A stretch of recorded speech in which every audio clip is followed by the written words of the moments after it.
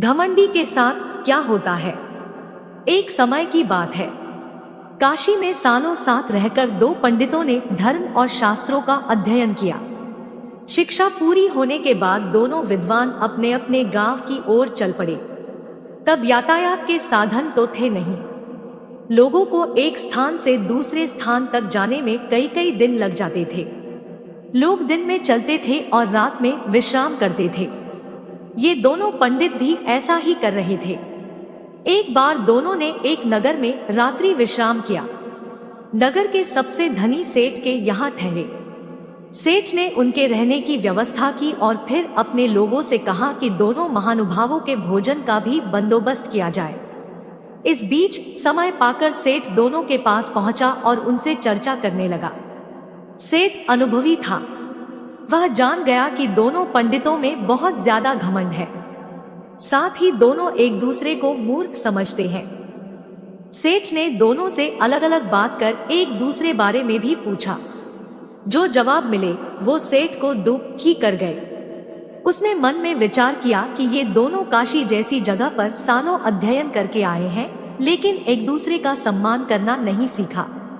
बहरहाल भोजन का समय हो गया था। सेठ ने दोनों को बड़े आदर पूर्वक भोजन कक्ष में बुलाया। एक की थाली में चारा और दूसरे की थाली में भूसा परोसा। यह देखकर दोनों पंडित आग बबूला हो गए। गुस्से में आकर कहने लगे कि क्या हम जानवर हैं जो यह चारा और भूसा खाएंगे। सेठ होकर तुम हमारा अपमान कर रहे हो। यह लक्ष्मी द्वारा सरस्वती का अपमान है। इस पर सेठ ने बड़ी ही शांति से जवाब दिया, एक को थाली में चारा और दूसरे को भूसा परोसा गया है, इसमें मेरा कोई कसूर नहीं है। जब मैंने आपसे एक से दूसरे के बारे में पूछा था तो उसने कहा था कि वह तो बैल है।